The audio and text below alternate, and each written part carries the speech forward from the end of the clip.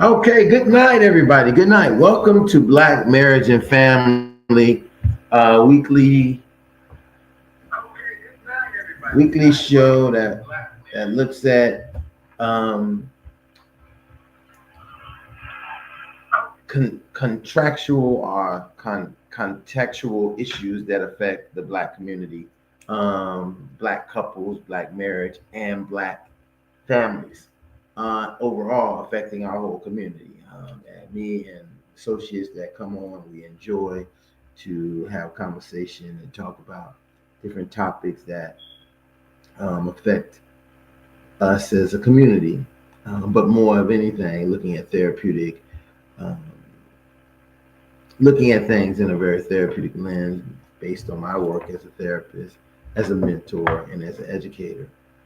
Also, in another aspect of also just trying to really bring lights to subjects that are sometimes uh, presented to us on a daily day in media, and how do we kind of manage those in our own sense of um, our own life and how they have a dynamic effect on, how much time we spend watching something, how much time we talk about conversations we have with other people. Tonight we're going to kind of have a conversation. I'm going to present, hopefully give enough time for some of the associates running late, different places to get here and be able. But I'm going to, and I really want to be able to talk about consensual non-consent. And it's probably because right at this moment, the biggest thing for most people, I know on my timeline, and I'm not even affiliated in that capacity, but the Sean Combs trial, some of the views about, a big part of this trial is, to me, it is about domestic violence. Some of it is about um, relationships. What in the big part of what we're talking about tonight is consensual non-consent that may show up in relationships that many times as men, and I'll say this as men, men don't recognize. I don't want to say men. I don't think that people recognize because it can happen in multiple ways in multiple relationships, and it's. I know that often it is displayed as a male thing. But I think that in many aspects, it's not exclusively males who are the ones who present these um, issues. Are the only ones that present these issues. I think these issues can be presented by anyone who, in a intimate relationship and thinking about how they want to establish and put things together. So, as we start this conversation, now I'll say if you haven't done so, if you're watching, if you're just tuning in, or you are watching this later, please like, please share, please subscribe. And I only say that to say that, hey, we have some very interesting topics, very interesting um, panelists and associates that come on and say some, talk about things that can be very, very um, thought provoking for you in your life and how you live. This is not, as a therapist, I'm not here to have therapy, but I am bringing every time I'm speaking in this conversation, I'm bringing my therapist hat as well as my education hat because you have to research and learn and know these facts. And then also the other part of it is bringing that mentorship of trying to be not as I know we have tons of coaches today who are coaching people. I think sometimes we need to move. Coaching is great, but mentoring really becomes an aspect that helps people um, and it becomes something that becomes self-motivated for them. And so I'm saying like, share, subscribe, drop if you have a question, if you're watching, you want to ask a question. If listen, if you are watching in one of the um, sets and you would like to say, hey, I would like to actually come on and have some conversation with you, just drop a line and I will send you the link to come into to the studio.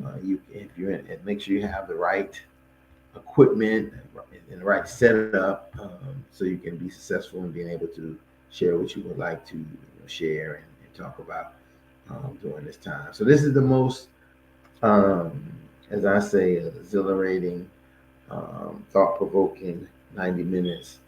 A lot of times in my day, when I'm in having this, and I think that this helps me process things and not have to bury them into who and what I am and what I'm about, but really looking at things in a macro and a micro lens. So let's just start off with this whole idea of what is consensual non-consent, and I want to kind of just first kind of pop into what um, consensual is. Um,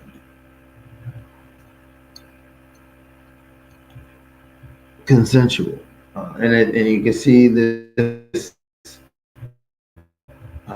pretty clear. Consensual is existing are made by mutual consent of two or more parties. Now, this when I think about the idea of this and how it kind of defines itself, consensual.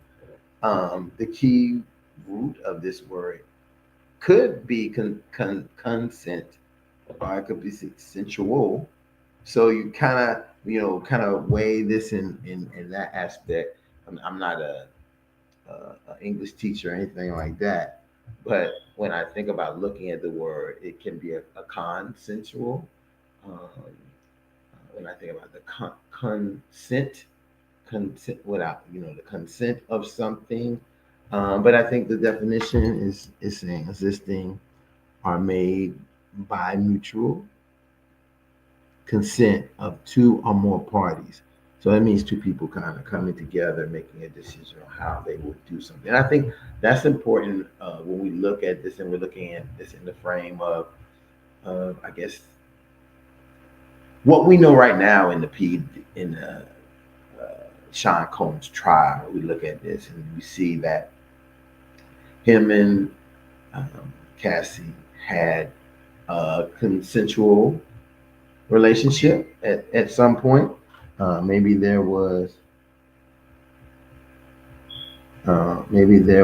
some um,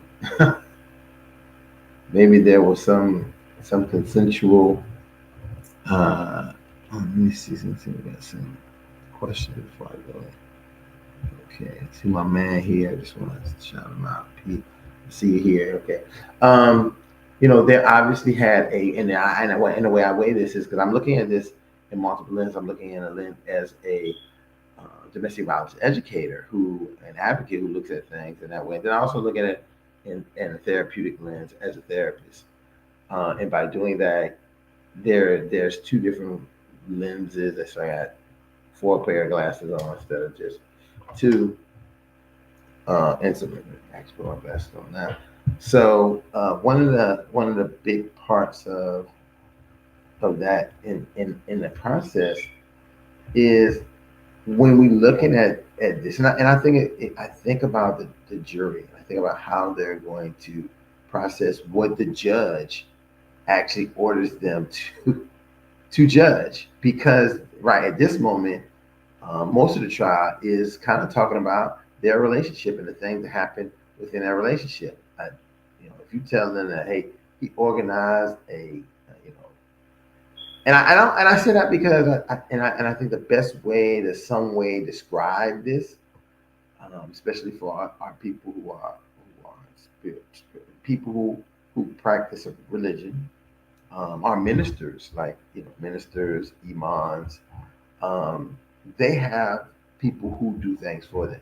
So within the church, if they are the head of the church, they have the deacons, deaconess, they have the security, they have all those. And I'm using this so people can have, we can get away from just focusing on Sean Combs, because I think that makes it blurry and having a better understanding, because now we're getting some of the issues we may start having are personalizing how we see and how we view these things. And I sometimes want to take out that. That's a skill I learned therapeutic skill of that natural bias that you may have for people or things, and then you have to look at them or look at the situation, maybe not with that same bias. So in this consensuous relationship that they had, being that who he was, there were many people who had to do many things. He had people who would go and pick things up, drop things off, move things here. When you really weigh the work that was sitting around him, I think about a bishop a bishop. The bishop has all these people that would do this. Look, we just had the Pope, the new Pope. The new Pope does not handle any of his stuff. So if he needs something, people will go get it. And I think that some of that can trip into, as I would say, their personal relationships. And so I think that this is where I'm looking at this being difficult, but kind of hard for a jury if you told them that, hey, he was doing these things in a relationship that then became fueled by his business. His business allowed, I don't know, business allowed him to do that. I mean, if you're having a relationship and you're with someone, we again, one thing as human beings, we all have relationships. They can be good and they can end up being bad, and we don't know that they're going to be good or bad when we first initiate them, how they work out. They just end up working in that way. So let's go to what consensuous, meaning agreed upon by everyone involved. This is a this is a difficult thing, I think, in the trial, that the sex acts are the things that happen and I'm not going to call them what people call them, because I want to call them intimate relations, because that's what they were. You can call them what you want, but if you had to get, this is the part where we kind of reframe the bias. The bias is if you say something like, "Oh, it's a freak off," it automatically then people will say, "Oh, I'm not a freak. I never been involved in anything," because of the term. When we say intimate relationships, everyone has been in some type of intimate relationship. If it's all the way, if it is as simple as holding a hand, all the way to the string being tied upside down and beat with a whip, or a paddle type thing, or whatever they do in BBM, BBS. Um, so you can change the narrative of how you present these things to help people better understand, or help people turn off from them. Because I think you hear the word freak off, anyone who considers themselves a decent citizen, or someone who may even be doing these things, will immediately get standoffish and say, "Oh, that's not," and "Oh, how could you do something so rough and rigid," and what have you. Then when we look at this definition of it, related to or made by mutual agreement between parties, especially in context of consent. So this is the part that I want people to understand, because I've worked, and here is why this is so, you won't hear look, this conversation I'm having with you, and when people want to have a better understanding, it's not a conversation we'll have, because people would love to talk salacious, they would love to talk rumor, they would love to talk hate, they love to talk suspect.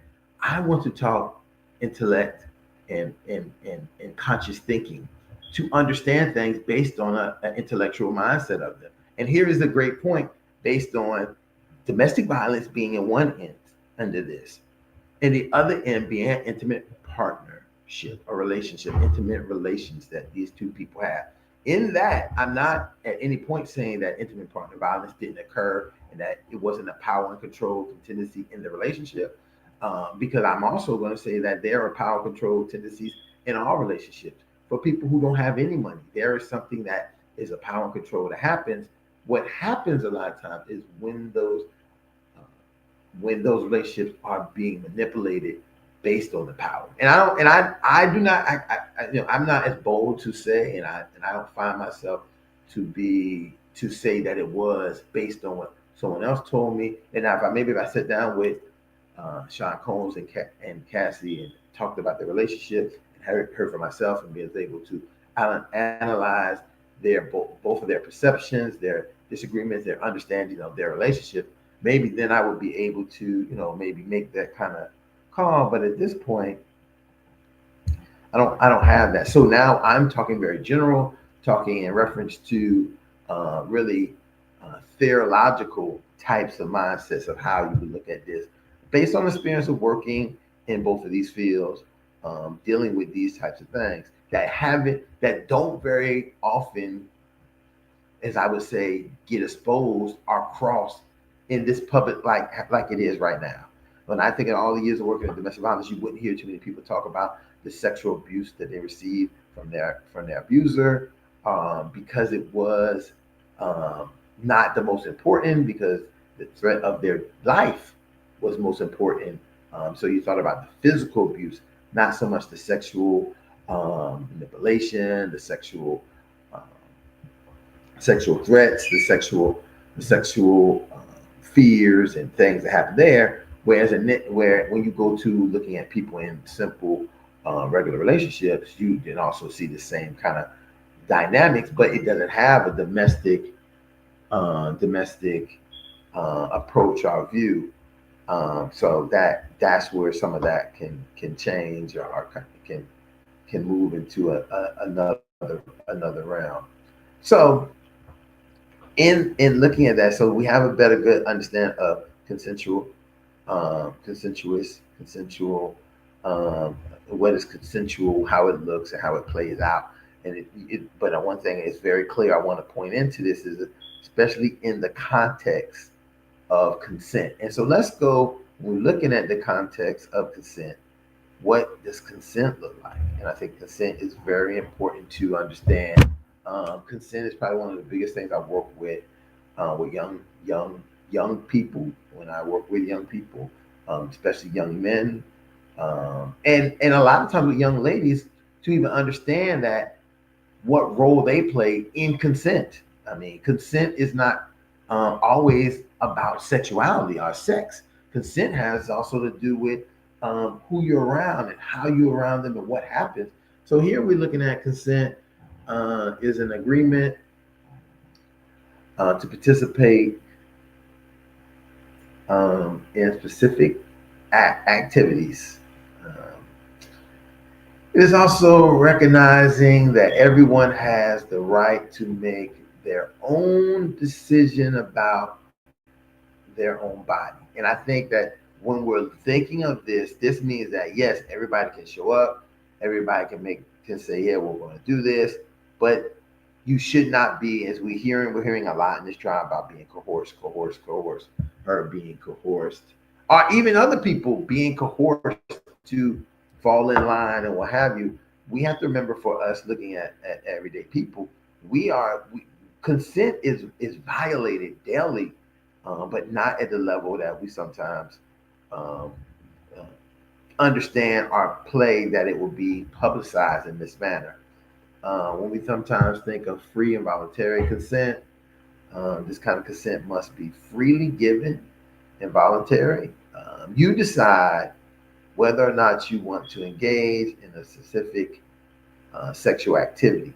And I think that this is a big thing I've shared with people, share with young people, share with young men and young women getting involved in sexual relationships. Just because a person may consent to one sexual act, that doesn't mean they consent to all. I think one of the biggest things, and I always bring this up, and people probably hear it talking about that in my research, of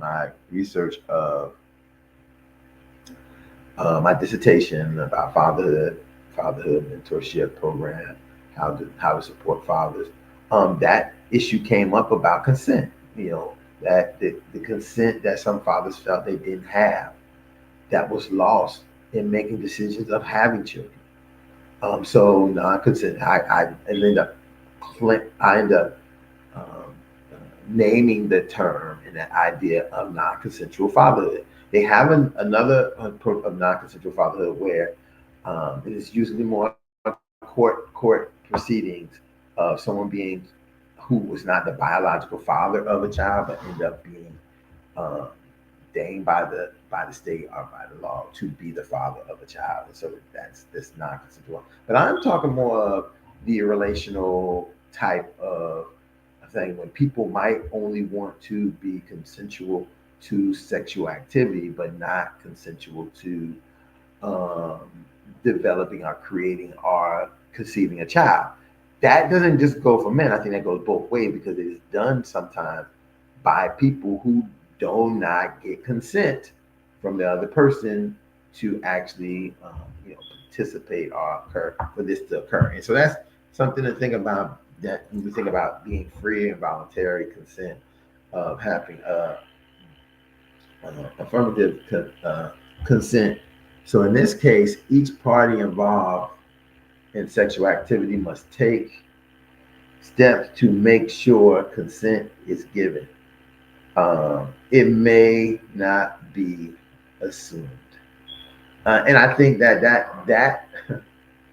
and that's I know that is easy, and I'm going to once we finish, I'm going to show a cartoon to kind of break and give a better understanding of some of this for people who may be trying to understand what that looks like and how that plays because it will be the best example that you can even at some point, I believe that you can confirm and affirm that, hey, this is what's going to happen. And then something else happens within the time of that happening.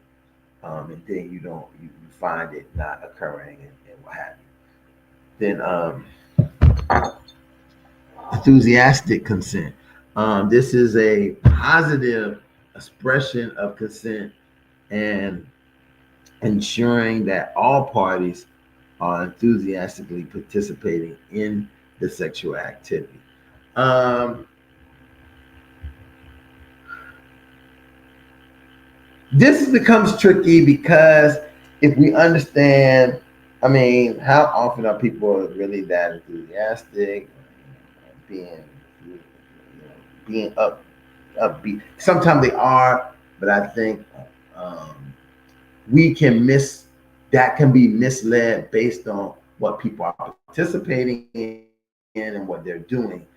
We know that drugs and alcohol can make people say, "Yeah, I'm hyped for it." You're actually going to have some substances that can make that happen, can make that occur, can make that really uh, almost compound and accelerate the sexual activity of people, even though in their mind that's not what they maybe wanted to do. But we can sometimes control our bodies um, in the same way that we might have feel in our mind. And I know that may not make sense to some people because they say, "Hey, I have control of what I do and how I do things." And I sometimes want to be very clear that because you have an orgasm sometimes in a sexual activity didn't mean that you really wanted to do it. It means that you had the orgasm. It might have felt good, you may have enjoyed it, but that doesn't mean that you wanted to do it. And that becomes the conflict within the person for themselves of how that occurs. And I'm not gonna, bring up traumatic experience to describe this. It's just that you can know that someone can do that, it can happen, and it's not really what they wanted to do, but because it occurred, our bodies don't know sometimes the difference between the consciousness of what our mind is consciously thinking versus our body's natural automatic reactions to things. And so this is a lot more about biology as well as it's about psychology and neurology. So these things all go together and kind of understanding some of that. Then you're saying to consenting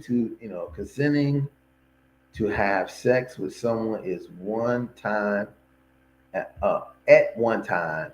Our venue is not consenting to have sex at another time or venue. And I think that I don't know if that's going to be, a part of of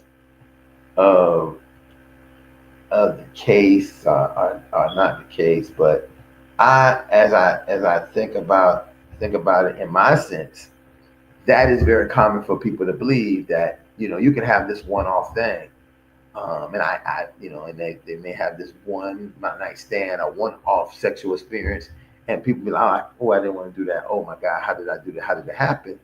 And the other person can believe that, oh, this is going to happen more. I'm going to get this popping again. And when you start to see that type of happen, this is when consent is being violated. Even though being consensual was a part of what was initially there and how it played. But again, everything is broken down into a piece, a time, place, and a context. So you have to really put that play. And then consent is necessary for all sexual activities, not just sex. And so I have to talk. I talk about this all the time. Is that we can have our emotional, sexual desires, feelings, attractions, and so often people will believe that if they actually this is why sexual harassment and um, sexual harassment sometimes can teeter on some very serious things that's involving consent. That's why in the workplace you have to be careful of. Now, I know for myself, I'm a very probably because I'm such a touchy feely person with people that I I feel that my touch or my involvement is consensual, because I also have experience where how it feels when you may presume that something is consensual and it's not. Like I mean, one thing, women sometimes you can touch a woman on her arm. She has a little, that's unconsent. I remember one time I was feeling that, and I had to think about it after I felt the response. I felt that I was around a coworker, maybe not coworker, associate, coworker, whatever, and I felt like it was really hard, and I wanted to just say, give him not a real massage, but just say it's gonna be okay, because we had a very tense whatever. And at the time of doing it, I thought about, oh, how, ooh, and I put my hand back. And again, this is something that you have to be actually consciously thinking about. Average, most the average person is not thinking about it because sometimes we're moving in this fluent, fluent involvement around people and with people that we're not going to think, oh man, do I even? And then you also then see people kind of move in another way of, I'm not going to say, I'm going to be indifferent. I'm going to stay away from people. I'm not going to say hello. I'm not going to say goodbye. I'm going to do those kind of things. So that's a really big part of that when we look at that. So I want to also at this point kind of like even kind of go and try to look at some of what I would say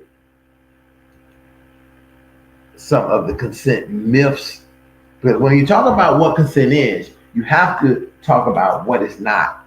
Because by not talking about what it's not, is kind of sort of like you are kind of like putting something in play, but then saying, "Oh, well, don't really worry about it," and without kind of like saying what you should not do. We tell people what they can do, but we don't tell them what they cannot do. And so, anytime there's this shady gray area, that's when we can find ourselves getting into something. So, some consent myths. Going home with someone is consent. Going home with them how? Like because they said, "Oh, I'll give you a ride," or "I'll come and stay at your house," or some things like going home with someone does not indicate consent. I mean, even I would even say going home and them laying in your bed with you is not that. And I think so strongly about a really close friend of mine, and um, a female friend of mine, and they came to my house. I think they was at my house. I don't know where it was, but we were laying and sleeping in the bed together, this little bed. Um, and in the morning, they said, I really want to. I really want to thank you for um, not doing something or trying something with me or whatever. And at that moment, I had to tell him that, yo, um, I wouldn't do that because we have a friendship. I mean, in a friendship we have, that's not a part of the friendship. To me, just to think that I could go and do something like that, and guess what? There was in my mind, and I wasn't thinking about it because I was young. I wasn't as knowledgeable as I was. It was just how I viewed my relationships with women in some capacity, how dealt with them. Was an issue, but it wasn't only because of that. It was also because of my own experience when I was much younger of understanding consent as a young child and adolescence, understanding consent, how consent works. Um, Flirting is consent. So if a person flirts with you, they give you batty eyes, they rub your hand, you rub theirs, this and that. That's consent.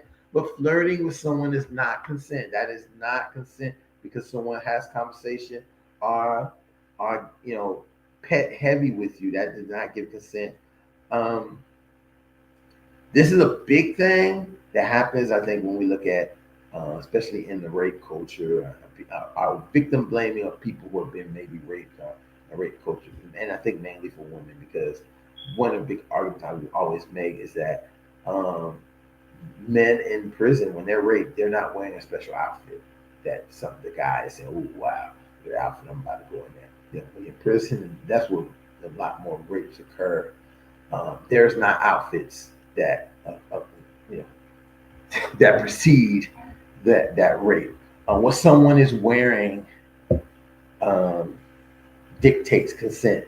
No, clothing is not consent. So if a person comes, and if you are my West Indian people, as we live and we know our culture, and how we live, for Bacchanal and Carnival, and listen, if you listen, think being a person not in that culture and not in our culture, and you're going to go there and think because the women are slightly clothed and the men are g-stringed up, that you're going to do something with them. Uh, you can get a very rude awakening. I mean, people might be backing out in and they may consent to some things or whatever, but it's not one of those things where just because you see them dressed and rocking in those outfits that you can just say, "Oh, I can do what I want to do because this dictates that they're sexy, they want to be sexy, and being sexy means that they want to have sex. But they gotta want to have sex with you, not just have sex. Um, Going on a date with someone is consent. Um, and I'm going to add some caviar to this. Going on a date and paying for the date and doing all that, and it means consent. I'm going to tell you it does not. I think that even in a bigger world that we live in, where the people do the fly outs, fly people out, then that means that there is this place of consent. Oh, that consent comes. It's not consent either. I mean, being taken on a date is not consent. Um, just because someone take you somewhere, pay for something, just because you take someone somewhere and pay for something, does not give the consent that what they consented to is letting you take them, and that's where that consent ends. Anything else has to now be renegotiated and agreed upon within that. Having sex with someone on a different occasion is consent. And this is what I was saying before, that I had, not me, not I, but hypothetical, the man or the woman had sex with this person, and then they see them again the next weekend and say, "Oh, I want to be with them again," and walk up and assume that, hey, because we had sex last week, this means we can do it again. And that, I'll just let you know, in some instances, that is where a lot of rapes occur, and how they sometimes occur in the mind of people who may not be uh, predicated rapers. They may be date rapers, as I would kind of put it, or sex partner rapers, rapists, rapers, whatever whatever tense you want to use. Um, they they work in that way of saying, "Hey, I did this before, so I should be able to do it again." And that's not consent. That doesn't allow for consent. So listen, prior sexual encounters with someone is not consent. And so these are some of the myths that people do have when it comes to consent. Now, the reason I'm sharing this is because we're looking at, this case and people are paying attention and saying, oh, it seems like at some point she consented to the stuff that was going on in their relationship. And she may have well did, but understanding how consent works, she may not have agreed to everything at every time. But what some people don't realize is there's this thing called power control.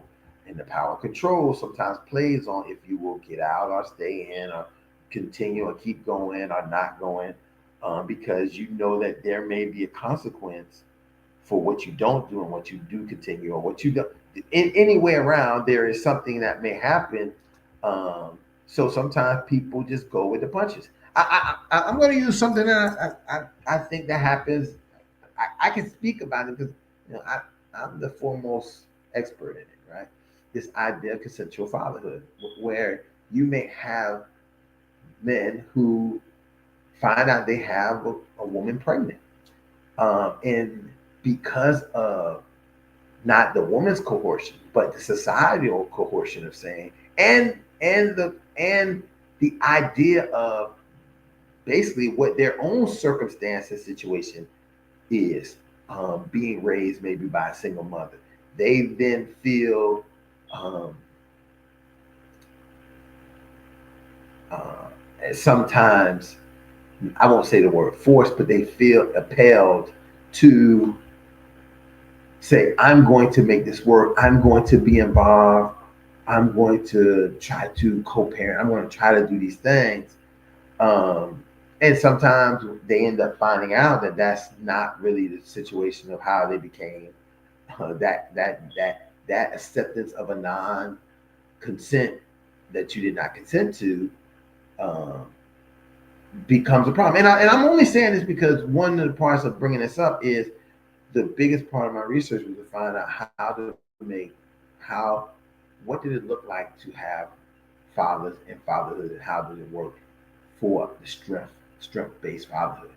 And the biggest thing we found is that those fathers consented to wanting to have a wife and then wanting to have children, even in the sense of them getting divorced, maybe later down the road. Those fathers who consented to be with a woman and consented to want to be married to her and consented to want to have children with her have the stronger bonds, have the stronger influence and the balance of being a father. So that all came from the consent that they gave. I'm not even going to, doubt us with the consent of the consent of termination of pregnancy that happens very often to um, some potential fathers who don't even know that the person they was with just, I was watching last night, um, what's that show? Raising Canaan, and the lady in there had a baby from Unique, the mom. Uh, I don't know the names of the characters. Just be watching it as I'm writing and doing stuff. But she made the decision that she was not having no baby, and so she went and had an abortion. Then come to find out, this man was alive and well and walking around. That is sometimes the things that happen. You know, he had and he had no knowledge of it, and nor was he going to get any knowledge of it because in her full defense, she figured he was gone. And listen, I'm I'm I'm ready to have a baby by myself, and with a man that I really spent most of my life trying to kill. Whatever, however they put it in the scene, I just remember those lines. So putting that into play. And so let's move to our very last part about consent is this consent conversations. What happens and how can you ensure yourself to really, in looking at consent and how it works. And let me say this too, because there's this misconception, and it's not on there, that people who are married, their consent goes out the window because they're married, right? And that is not true. I mean, I think husbands and wives still have consent to give because they're still individual people, human beings who have, hopefully, who maintain their own mindset of what they want and what they don't want, but still in the covenant of their relationship and their marriage, and to be able to, here is the big problem that occurred, be able to communicate that with their partner, and their partner be able to communicate it back with them. That's where a lot of times these consensual incidents and acts come into play, because there is no conversation, communication about what happened and how these things happen. So let's look at some of these consent conversations. Um, as I was just saying, consent is not a one-way street. You should be talking about when planning to engage in any sexual activity. If one person is sitting and planning and plotting on their own with the other person oblivious to what's going on, there's going to be a consent issue, and that consent issue could clearly have been resolved by that conversation. Now, I put in the caveat: people may be drinking, smoking, having a good time, high on life, and be saying things and doing things that might give you the indication or feeling that, hey, this is consensual. But I think that, for men, if you want to be able to feel calm and conscious, sometimes you have to do check-ins. You have to, I mean, I don't be so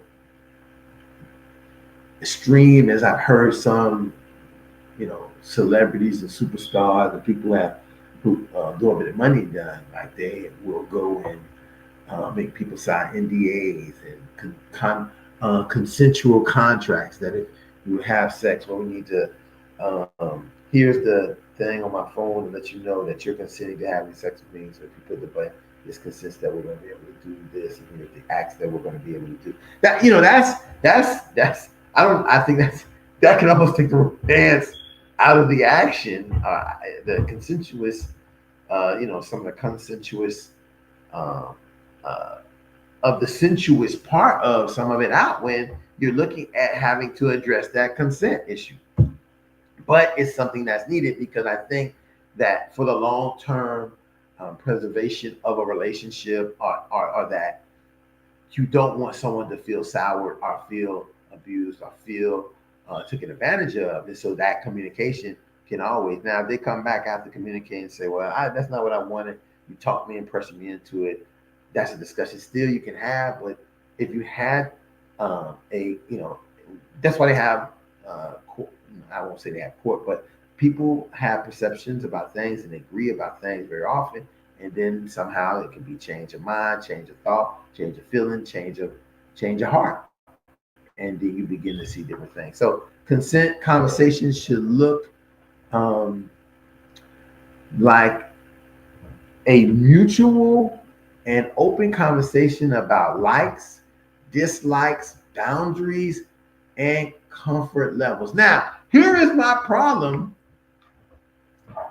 when I think about this, because I know most people here watch the Pop the Balloon shows and what have you, Pop the Balloon, Pop the Balloon for Love. And when the people ask them why they pop the balloon, what don't you like about it, what do you like about them, the people they don't really have answers.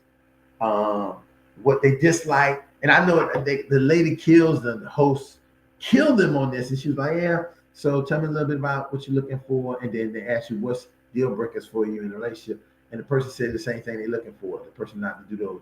And that is a prime example when I'm looking and watching a show like this, that this is what people are going to eventually end up having a problem, because people really sometimes don't know what they like. They don't know what they dislike. More than anything, we find out people do not know their boundaries. Sometimes people take people to their boundaries. And I think even in this case, this Sean Combs case, we are seeing and hearing and heard that he took the young lady to some boundaries that she may not really wanted to, but she continued because of, I think, I'm not going to think. I'm going to perceive that she took these, crossing those boundaries that even that she had, was to ensure and maintain that she was going to have the intimate relationship she had with him.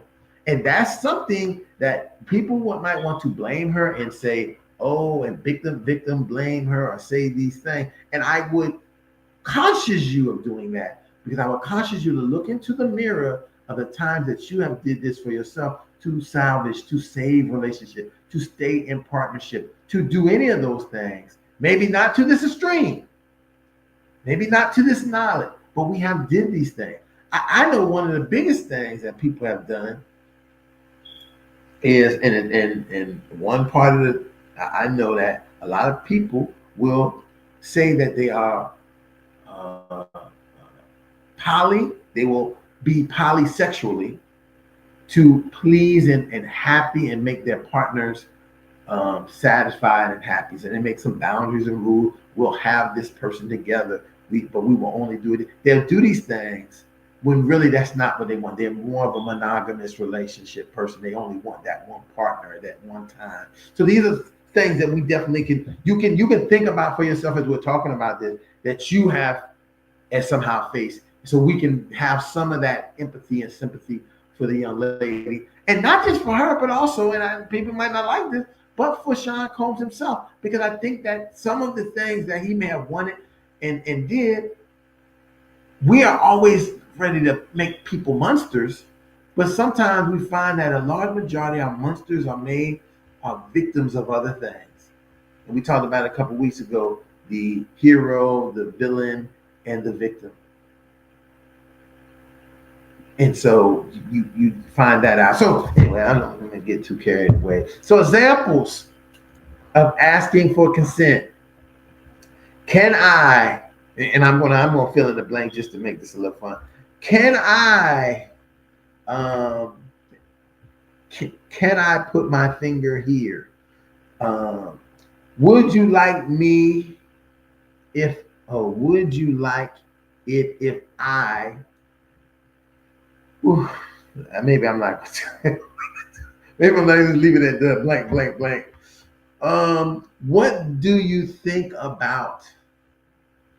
Are you okay with? And let me say this. All of these things, I will say this. I have thought about, and I may have said these to partners, people that I have been sexual with, and my actual, maybe have said in partnership of a relationship and sexual relationship with the person that I've said, if it wasn't prior, and here's the part where you have growth and development. Maybe some of these things weren't said when I was younger, when I was unexperienced, unexposed, uneducated on these things, but they were things that we probably talked about afterwards. Like, you have these general conversations about this, and then you find out that they didn't really have an orgasm, or it hurt, but they didn't say anything. And you find these things, and then if you have a,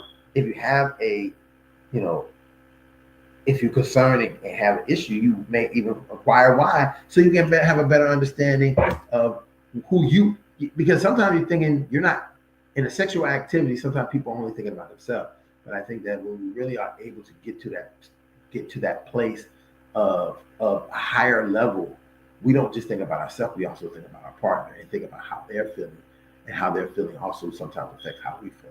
And I know that is a higher level on Maslow's hierarchy of needs, to be self-actualized and to be able to do that. And a lot of people haven't got to that. But I know for myself, I feel that I've reached that place to be able to think and have those kind of and probably only why is because I like to have conversation. And when you work in a certain field, You know that most doctors, I mean, medical doctors, you would hope that they would be practicing good medicine for themselves. You hope that nurses are practicing good medicine for themselves. You hope the pharmacist is prescription the right drug. You would hope that that is what they're doing, because if they're doing it for themselves, they're definitely going to do it for you.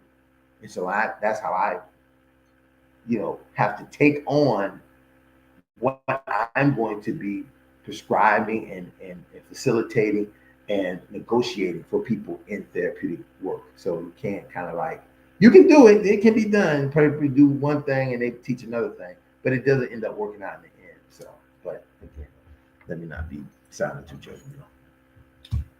Some examples of giving, not giving consent. I want to.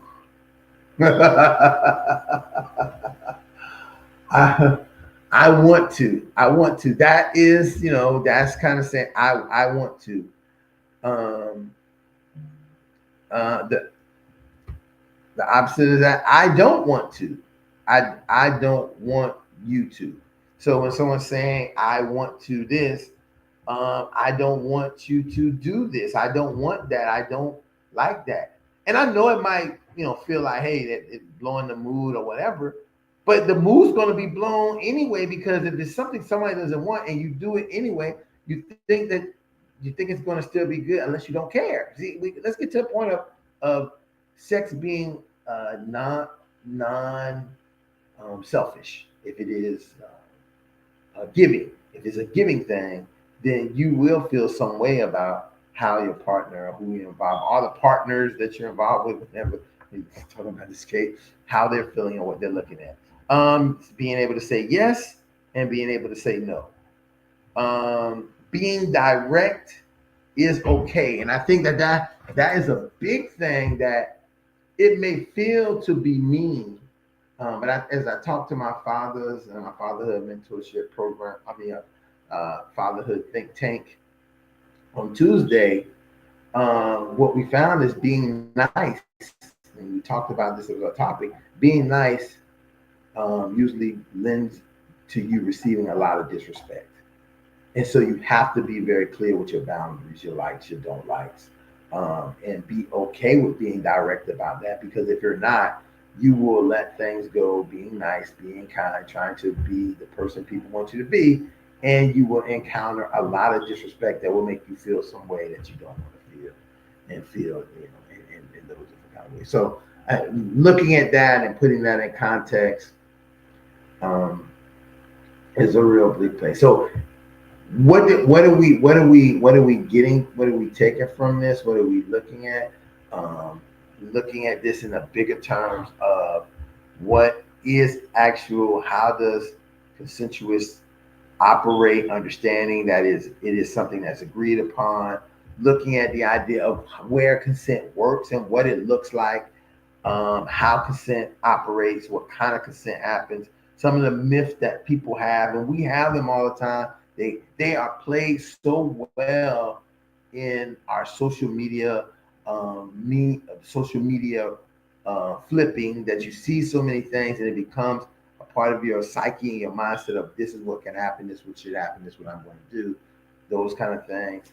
Understanding how to get away from them. And so that brings me to this video, not a video, but to a cartoon that I seen that I really thought was a really good video, and I wanted to be able to share it tonight, because I thought that to really get a good understanding of this idea of being in a consensual relationship, how difficult for both men and women it may be to really try to say, hey, I want to do the right thing, I want the right thing to happen, but then being able to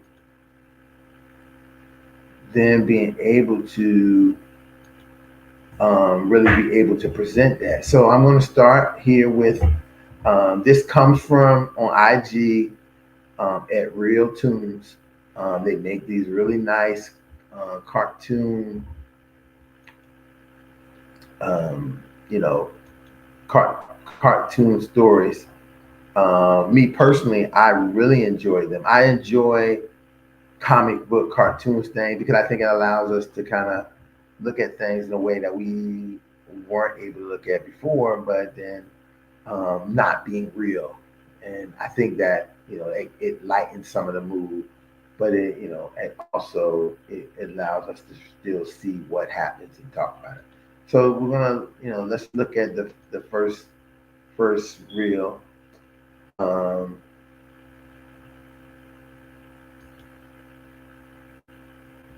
the first reel of the video.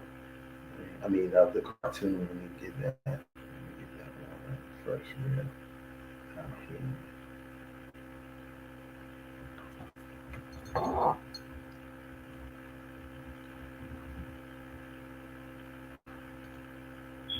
Okay, so here's the first reel. Average night, that for I know for anybody who's in mid relationship and the night when they get ready to go to bed with their partner, it looks like and I know the partner goes and gets in the bed and maybe snuggles up close to the partner, gets close to them, and looks like ready for some things to happen. Then maybe the partner, as I would say, here is an example of here's this partner who initiated this thing, and then they stop and say, "Wait, are you okay? You good?" This is, to me, this is a perfect example of us showing the partner asking and trying to figure out if consent is giving and if it's okay. So it's asking, "Hey, is everything good?" And I think that this is very light because whatever he was doing at that moment, in the previous thing, previous slide. In this slide, he realized something was wrong, so he stopped and said, "Wait, are you okay? You good?" Because I'm trying to get this thing. It seemed like you moving my hand, or she might have been moving his hand, might have been doing things or something or whatever, and she didn't really know how to express it. And her response at this point is yeah. So I guess at this point he's probably nice and probably feeling nice and aroused and ready to get things going in this relationship. I mean, in this uh, intimate experience with his partner who he stays with, obviously.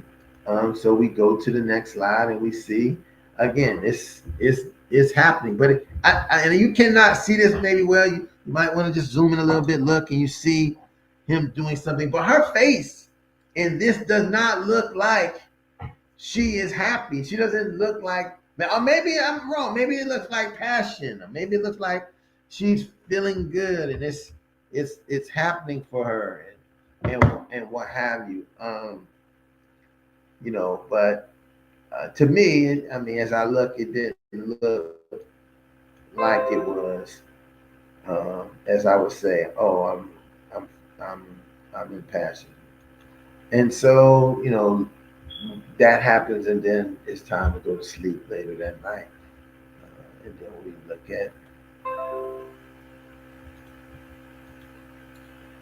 So then we look at the next is like, hey, later that night, what happens after that? And I think this is probably so important.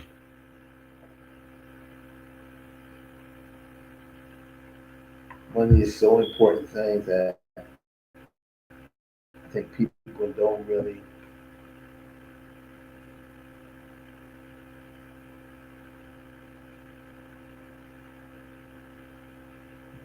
Um, People are so. I'm sorry if I was reading a comment that I'm going to bring back when we finish this. And see a lot of people have some good things to say. So I definitely want to get those comments in here. So after that, well into now it is going to be four. This is the time I get up. This is the time I get up in the morning at 4:02. I'm getting up and get ready to get the coffee. So this, I actually just kind of look like me because this is the hardest time that I'm sleeping at night. But anyway, the see the brother here, he's in the bed, and the sister, if you can see her face, she's distraught, she's crying. Clearly, she is having what I normally would call is some remorse of feeling the battle of what has occurred with her partner that she may have not wanted to happen. And then we finally get to see and find out that she says, even when I'm not in the mood, I will do it to keep him happy. Because if I don't, he might leave or get someone else. Listen, I'm going to say this, and this is insane. I think whoever made this took this directly from the trials transcript, because I swear to God, this is exactly what Cassie said in her testimony at one point about her and Diddy.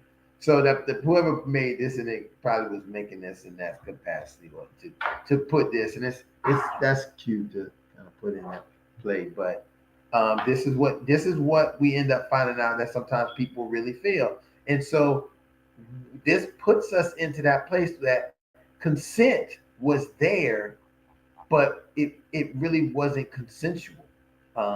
It consensuous, but it wasn't consent. And so then let's look at the next thing she says. It feels wrong if I don't want to, but isn't that what love is, though? Making sacrifices. I do love him. And I when I hear and see something like this goes strongly into my feeling about mutual independence in relationships, and how when you are in committed relationships, you and your partner at some point should understand, yes, we all have a partnership, but we are not, we are,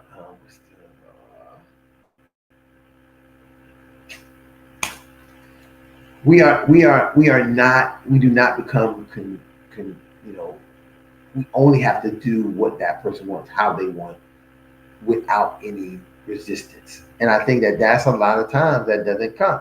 And people don't like that idea. People don't, care for it. But it's one that's very important, I think, in that pen. I see you. I see Brother Lee, uh, brother Brother Lee Devin Miller out there.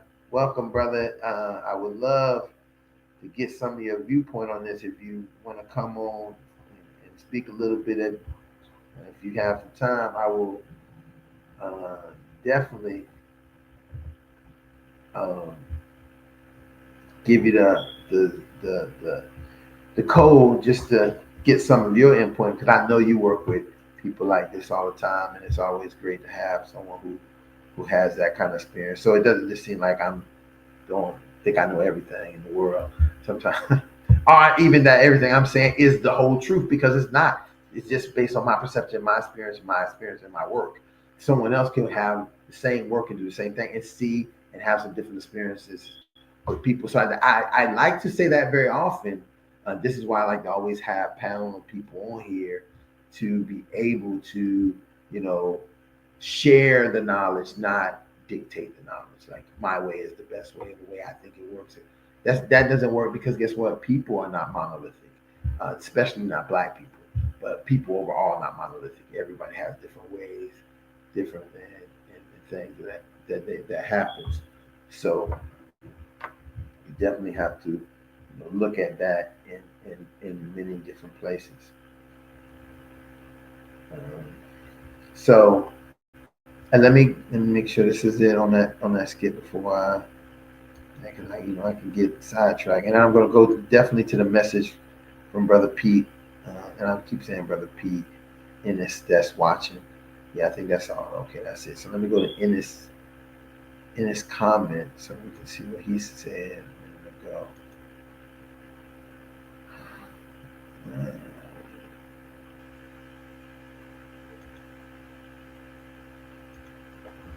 Okay, what Ennis say? Yeah, because people nowadays.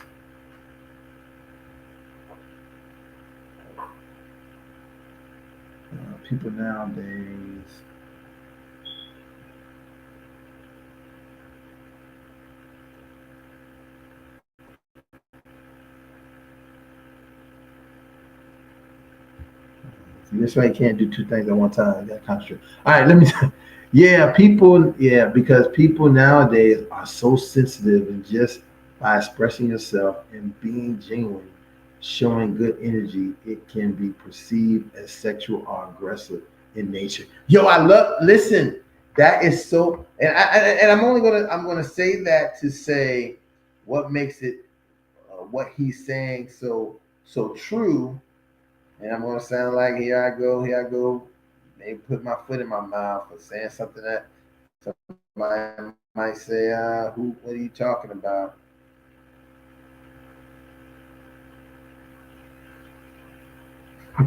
What it's saying, is that you see very often.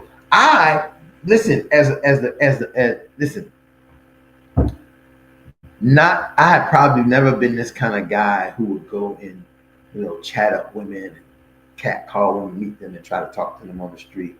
Mainly because mainly one of the reasons that would not have happened or would not um, be involved with that is because of my upbringing, how I was raised, and I was raised in a house of women, and raised in a house with women, but influenced by men, and and the men that influenced me, even though not in home, in the house with me, influenced me on how to treat women outside. So it's this this way of having a home, of being learned of what it means to have respect, because you had to have respect in a house with women, because if not, that man was gonna come in, even though he didn't live in the home, that man was going to come and make you have some respect. Oh, welcome, Bishop. Hi, you know what? I was talking earlier using the example, and people may not didn't was probably saying how you say this, but I was saying that when in this case that we're talking about, and I know you kind of still were talking about tonight, that when people have power, certain and understand when people are the heads or leaders of things, there are tons of people taking care of them. Like, you have deacons, you have secretaries, you have all these people, and they are working all for you. And I was only using that as example. So Right. we have a real bishop who can tell you how many people who have who works around him. And so we was kind of, I was using this as an example to say how in the Sean Combs trial that they're saying that he was an enterprise himself to Right. have a RICO case. And I was saying that I I guess I mean I'm not sold on it yet based on the stuff I've read. Right. It was a RICO, or that he had that much power, but I do know that as a powerful person, some of those people don't even touch a pen sometimes. Right. Someone writes everything for them. If they need something, I know that one of my stepfathers was a pastor, and I don't think at no time ever did he get a glass of water for himself from the sink, or water. Someone always is moving, getting things for him, and I know they brought that up in the trial. But you're here. Listen. I definitely love to hear you, because you've always been at some point someone who worked in the area I worked, worked in this system of family and couples. Yeah. You always said things I thought that I had to go and think about and say, this is something else. So definitely, I would love to hear some of your viewpoints about Yeah. I what. just popped in, so give me a little background, and then I'll So I'm basically the premise is centered around the Sean Combs trial, but more okay. tonight I really wanted to share with people the idea of understanding consensuous relationships and how they operate and what it means, and Yeah. also how that can be understood. If you can have a consensual relationship that's non-consensual. And Right. when that happens, it can be very misunderstanding, because the way I looked at it is coming from my experience as a domestic violence advocate worker, worked in that area, and then working as a family therapist, working with families and couples and people. Though these two worlds that really have not been, they're there, but they haven't been exposed like they're Right. being exposed right now. This is Right. one, like, it's a clash that we've seen behind the scenes, but now it's being presented in a way that it could have some amazing ramifications for how we Yeah. even look at relationships and what happens, and how people determine what their relationship is, how it happens, and what's going on in a relationship. Like, when does someone say, "Well, I'm having sex with my husband because he's my husband. I don't want to have it." Is that abuse? Am I being abused? Am I related? So we here's these little things that we don't know how it's operating. And I think I already talked myself into and out of a whole bag. So I need to get some fresher opinions and some other opinions on this, because I think, and I guess the other people around, they all had something to do tonight, and I was hoping that they wouldn't. But Right. hey, if you pop on here, I know you have a good opinion. You can tell us something, and some of it can also be back biblical. Some of it can be biblical, so people can get two sides of that story. So that's where we're at, and that's what we're kind of talking about. I did a whole presentation on consent and consensual, showing some slides of that. But now it is the time to kind of talk about from our experiences. Well, first of all, Ron, it's good to see you. It's been a minute, and so I'm glad you're still standing on the wall, as we say, because we don't have a lot of brothers that are willing to do that. So I commend you for the work that you have done and continue to do. This whole Diddy thing is really intriguing, because they're really trying to put two things in one that don't really fit, the more I hear the case. Because when you talk about consent normally is looked at from the male perspective when it comes to females. But we live in a society now where we have some females that are dominating males, and they don't believe it because it's like, you're a man. And so that's the overall overarching issue right there. But I think specific to this one is it's more consent by manipulation versus consent by relationship. Consent by relationship means we have talked, we have discussed, we have things in common, we have things that will bring us together, so that when it comes down to the sex, it ain't no question. But if you're going into a business scenario where it's a transactional relationship, then consent can be muddy, because am I doing this to keep the contract, or am I doing this because I love him? And I think when we really listened to Cassie, it was a blending of the two. I love him, but he's paying me. I love him, but he promised me this record deal. I love him and I want to be with him, but I want to get something from him as well. So when it came down to it, because as we are seeing, Puffy, Diddy was a master manipulator. Because he got you at your lowest and made you think he was going to take you to the highest, but all he was going to do is take you where he wanted you to go. And so in this case, we see a young lady has a gift and looks good, and we see an older man. Let's not discount the age difference. And because he had money, power, prestige, and all of that, and she was impressionable, she went for the okie doke because she was infatuated and also felt she could get some of that power. Because at the end of the day, if you don't have nothing, you always going to be grabbing for something. And when this is what I love for other people to talk, so that I can listen and get my mind. And this thought that, as you were talking, came up, is that the connectivity to, like I know people would like to make Sean Combs as the villain, right? And he's he manipulated, but guess what? That's a part of his character of the business world he lives in. All of that plays into what he is. But is a part of this that we don't understand, the relational part that then became why he couldn't just let her go and get rid of her. Because he became connected. He started a covenant with her where she did things that, just like when you met your wife, right? You meet your wife and she cooked that cornbread that you love, and she washed the clothes and fold them a certain way. When we're looking at that in relationship, that's what happened with him.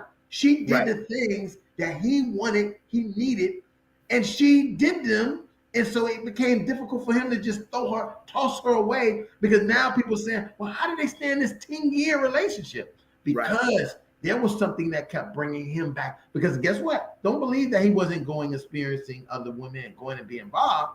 But what he found out was they weren't going or wasn't doing what she would do for him.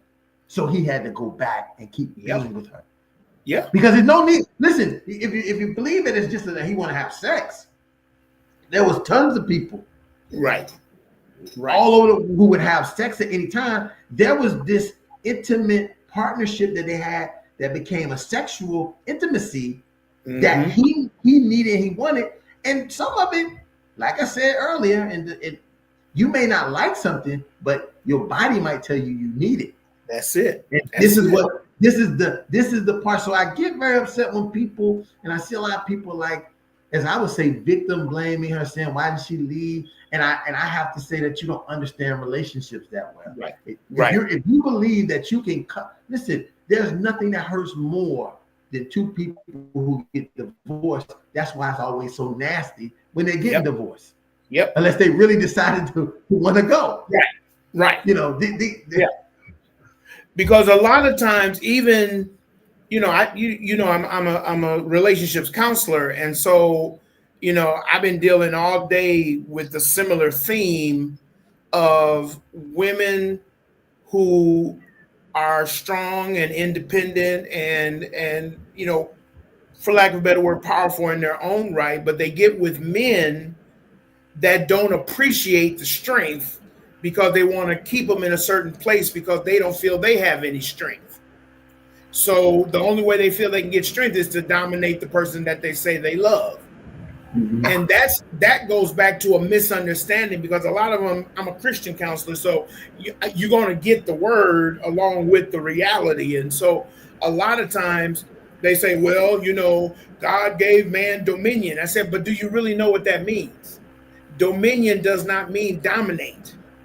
Dominion means accountability and responsibility.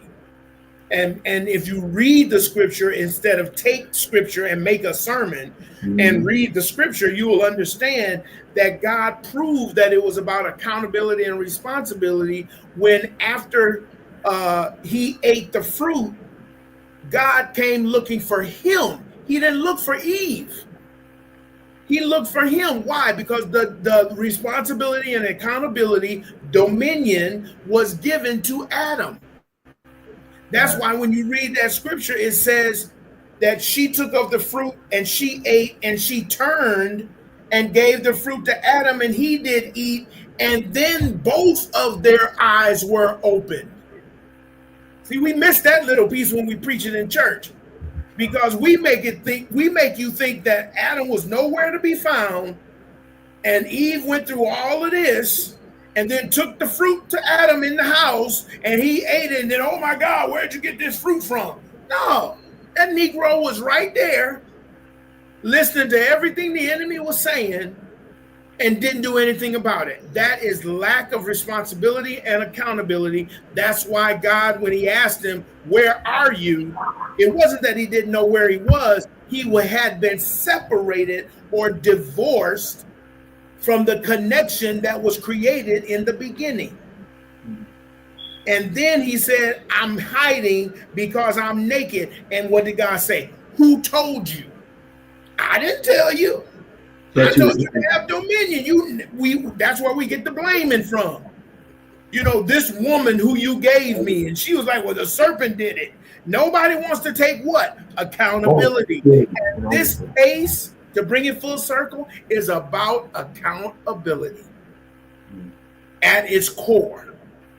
No one held each other accountable because, yes, Cassie did leave and she dated other people, but there was something that tied her. Like you said, there was something that brought her back, and it wasn't just Puffy threatening to kill her boyfriends. It was something else, and that's what we're finding out. And that's why people are saying the RICO case really is losing its teeth, because it's sounding more like a domestic violence situation. Right. And I'm so glad I have somebody like you who have this spirit, because I'm just over here getting butterflies as you talk, because also I love that you can bring because I'm I don't, because you have scripture to really put to what some of the things you're saying, and that's powerful for a lot of people, how they perceive and how they understand, because a lot of times they don't. People start using, well, this is how I feel, and this is what I think about, or they don't have, or this is what somebody told me on TikTok was the way that it should go for men and women, or what have you. And I as I'm listening to you, and I'm thinking that this really, and I'm always looking at situations like this, what are we going to learn from this, and how are we going to operate? And because as much as I feel like, and I think in a couple of weeks our show is going to be like the relationship war that we have going on in the Black community against Black men and Black women, that we kind of just are coming up with all of these expectations and things, that instead of spending time trying to focus on what can I build with this person, looking at what they don't have so I don't build with them. When we're looking at that, and we look at this situation, there's going to be so many things. If we don't see any more people that he had relationships with like this, I think you don't have no RICO case, and you almost don't have, any kind of case other than that you end up getting and listening to some that could be anybody's. See, I think that because we're looking at Sean Combs being celebrity, having all this money, being most popular person, his relationship and the stuff that's going on is not unique to only just him. There are probably millions of people in the world who have the same type of relationship with the same type of extreme relational activities. Yes.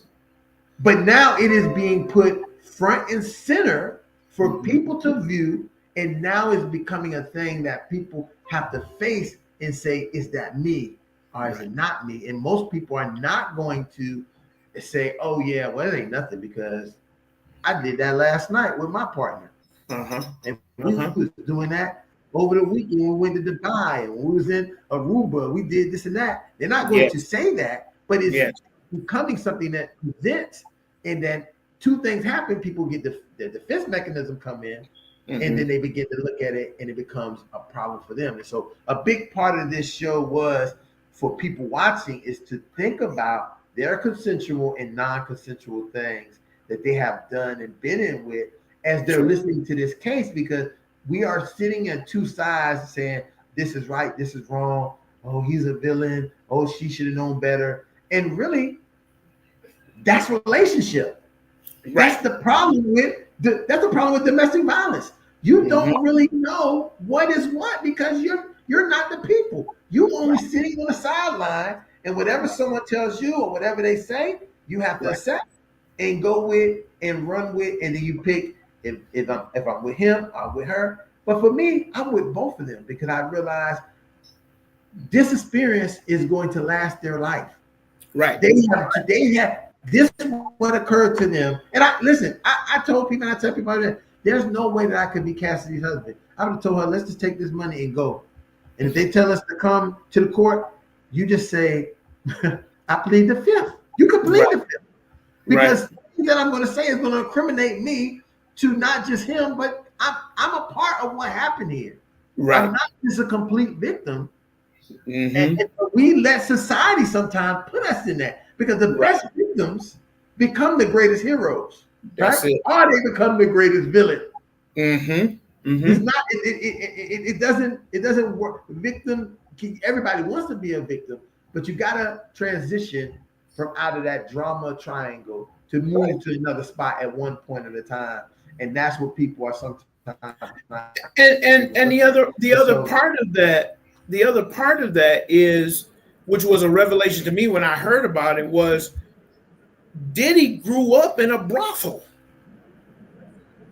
His mama was a madam. So once I heard that, it made sense to me, because that's what he grew up in, and his environment shaped his reality. He just happened to be gifted. That was the only difference. He was gifted. He knew how to do music. He knew how to do deals. I mean, that was a gift. Yeah, you say that, and I think that this is the kind of stuff, context, that as relationship people who work with people, that we look for. We don't just look for the superficial things that people present, because we know that there is more of a reason why people are the way they are. They're not just evil, bad. Yes. They're not good, great people. There are things that have made them and put them to be who they are. And what made Sean Combs be in this position is he could have just been not did music, and he might have been a pimp who we would have never. He would have did the same identical stuff, and we would have never heard about any of it. Never would have even known he exists, other than in the underworld where he lives. Yes, he did those things, and people would have had the same kind of stories about what he did and how he did this and how he was operating with these women and what. Because remember, if he grew up in a brothel, he grew up experiencing all of these things that was maybe in and out of context, that also didn't get expressed and understood. So he then had to make his own understanding and how he would just and deal with them. And that's what has happened. Listen, some of our greatest heroes, some of the people that are great, came from the most interesting situations, and they just made it and decided how it would work out on their own, and that's how they were able to attain to be there. So I'm so great that I'm so elated that we got to have this little discourse conversation about this thing, because I didn't. What I'm saying now, I probably wouldn't have got out if you didn't get on it, right?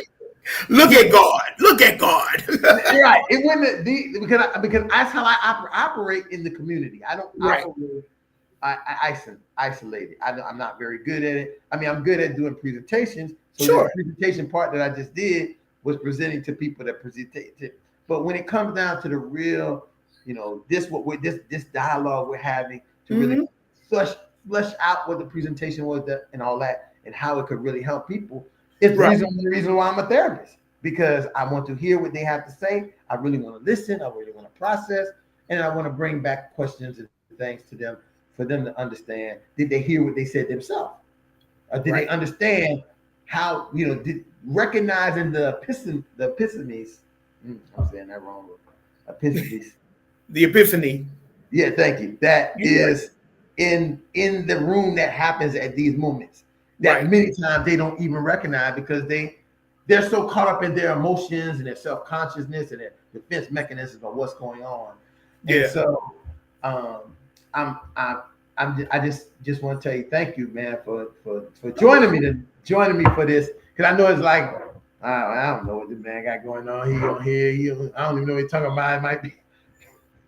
Yeah, you know what? I just happened to be going through my phone, and I got you out as a notification. And so when I saw it, I kept, we kept talking, saying, "Yeah, I need to check you out." And it just so happened I had a free night, and I said, "Well, let me go on and see what he was saying." I was just letting you know I was on, but I'm always available to give the real. Well, I mean, listen, and I'll say this to you, and I'll make this a open invitation. Yes, sir. You just keep that code that you got there, because that's the code for this show.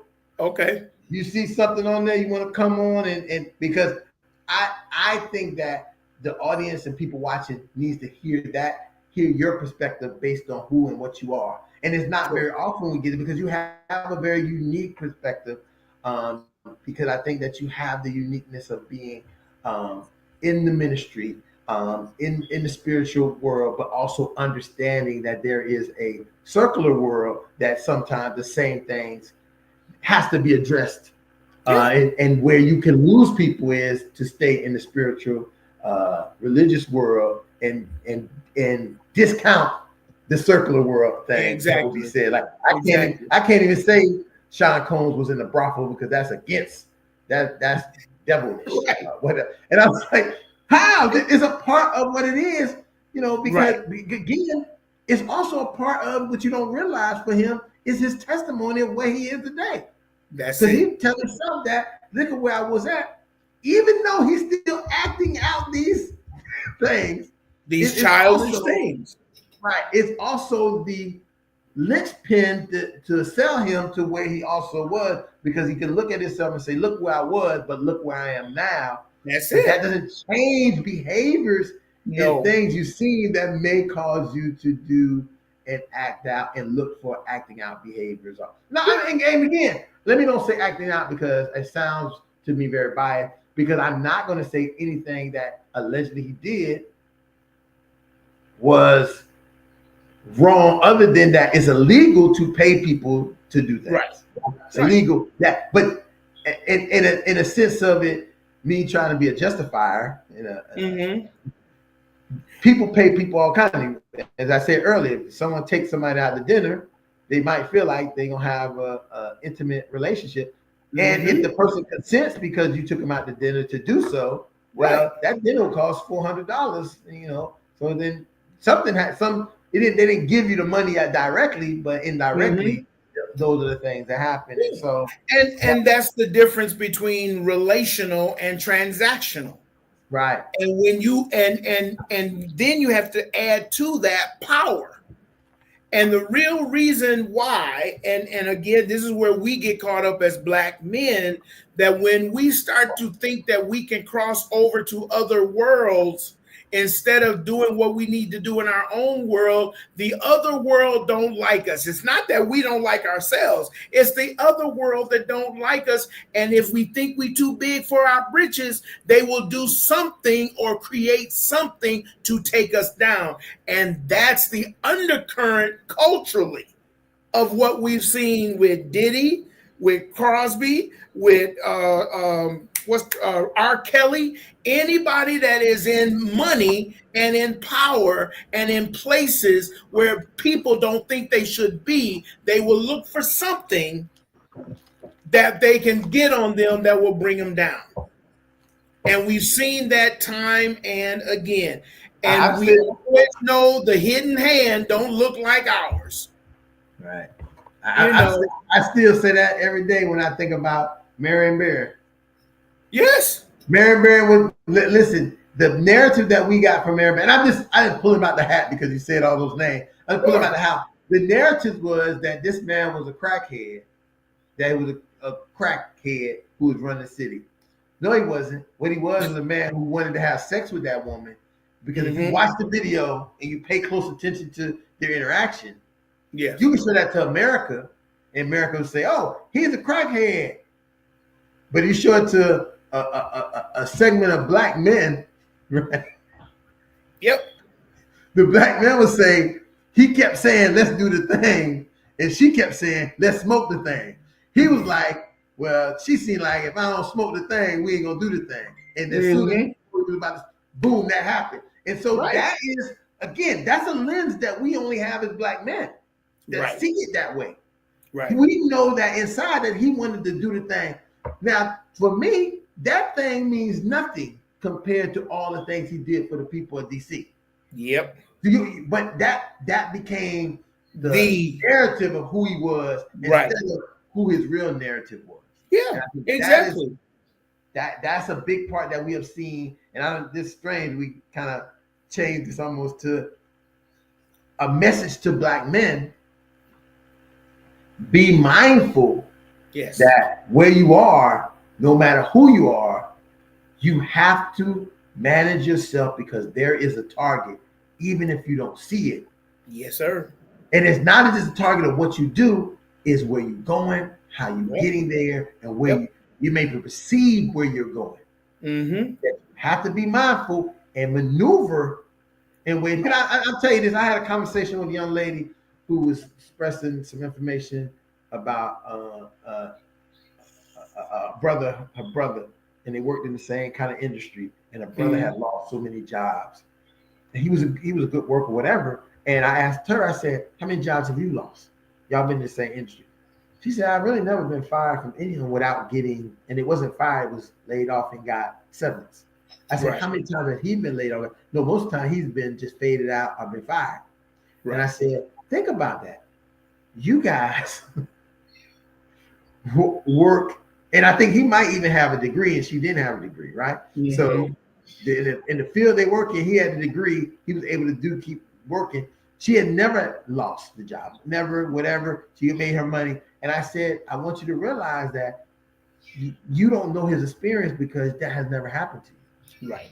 And it only happens to him, let me tell you why, is because he is the black man in that field. And there is a fear. And when I say a fear, not like a fear we're going to do something, but a fear that the more power he may get, he's the only one who can challenge the big boss because he's a man. It is. Yeah. There's a big part that I think people don't get. There's a fear of who can challenge who.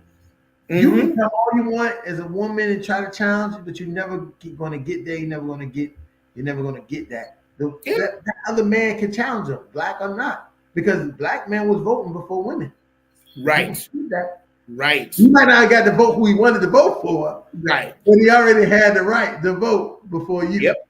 So that, those are the kind of things. So much. Hey, Bishop, I want to thank you so much, man, for coming on. Yes, sir. Tonight with me. And I'm very serious about this. Thursday night, 7:00, you sitting around, you look on your thing, you get the notification. If you say, hey, I want to, if you got something that happens in your practice, send me the text and we'll put that show together.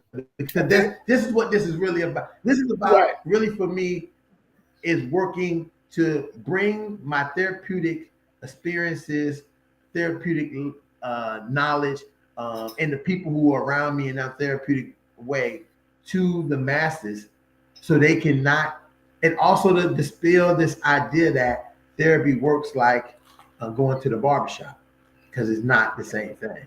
Right. When you leave the barbershop, you're going to look pretty. When you leave the hair salon, you're going to look pretty. Mm-hmm. Leave therapy, you may not look pretty. You may never look pretty for the 28th century. Go there. Yes, but it's not about looking pretty. It's about what's changing, and you decide to change inside yourself. It's about transformation. Right. So I'll leave that there. Thank you again for coming. No problem. People are watching. Drop a link.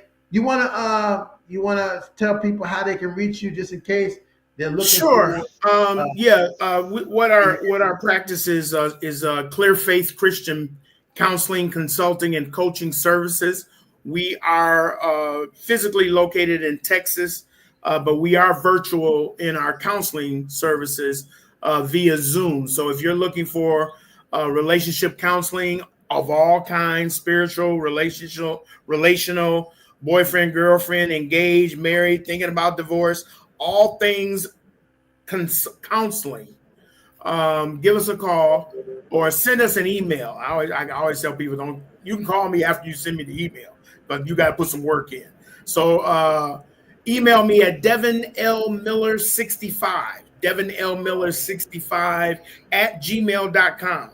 And we will definitely get back to you. And our goal is to help you to become your best authentic self. And we do that through counseling, consulting, and coaching. Is that Brother Pete from back in the day?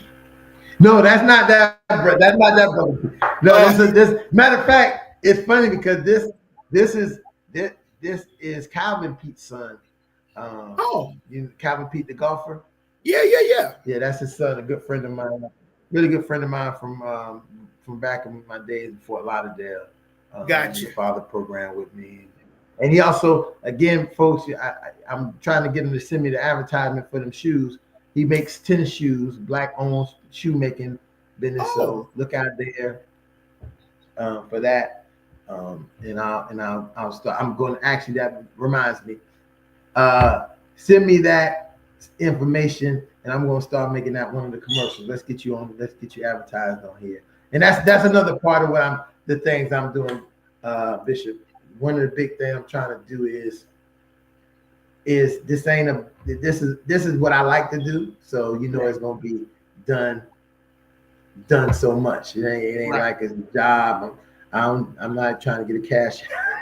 Trying to, what I'm saying? I get you. This is really for me, and my own personal therapy, Right. Or at least my network of being able to hear and keep my mind together. So it's not one of those things where it's a torture for me. It's more of a passion. Right. Right. And I think, Ron, what it also does is it demystifies counseling. Right. Because a lot of us don't go to counseling because we think we're being told what to do. Right. But a true counselor will help you navigate your life, because the answer lies in you, but somebody has covered it up, and what we try to do is basically uncover, and so I appreciate the show because, again, the more we face, the more we need to talk and not bottle it up because it comes out in different ways. And so, like I said, I usually have a show before this one on StreamYard. And so if I don't have nothing coming afterwards, I will definitely come on through and see what's going on. I will be so blessed. I'll be so blessed because I know what's going to happen once we get going back the way we was before. We're going to have, once I get those other lady therapists back here, then it's going to be me. I'm trying to host a show, and I need another perspective of someone with that therapeutic mindset. The two young ladies who was with me, Z and Fawn, they are some dynamic therapeutic women. Sure. I know because I had a hand in working with them. Sure. I'm not they Diddy. I'm just. That's gonna be the growing thing. That's gonna be the thing in the hood. Don't do the Diddy. Working with somebody, don't do the Diddy. I like that. I definitely are my true friends who keep me straight. On the woman's side of understanding things that you need to have, and I keep them straight on the man side. On the male side, exactly. And that's how you stay healthy and be able to maintain good relationships in your own relationship. When you can hear women or you can hear men speak to you about how they would feel, how it would operate if you was doing these things in your own relationship. Exactly. But again, that's a whole nother show. But I just wanted to. Sometimes I don't know how to shut up, but we are done. We're over. I got Bishop here. I thanked him so much for coming. I see all of you. Let me just say one shout out before I leave. Tonight, my daughter had a moving up ceremony, 5th grade moving up ceremony. I want to say I love you and congratulations. Can't wait to be able to celebrate that with you. And good night. And we'll see you all here next week on Black Marriage and Family. Good night. All right. Peace.